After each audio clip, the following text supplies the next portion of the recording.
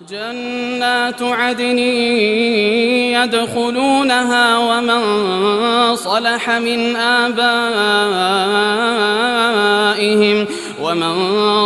من آبائهم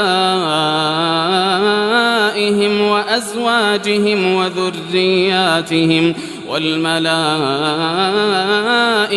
يدخلون عليهم من كل باب سلام عليكم بما صبرتم فنعم عقبى الدار. والذين ينقضون عهد الله من بعد ميثاقه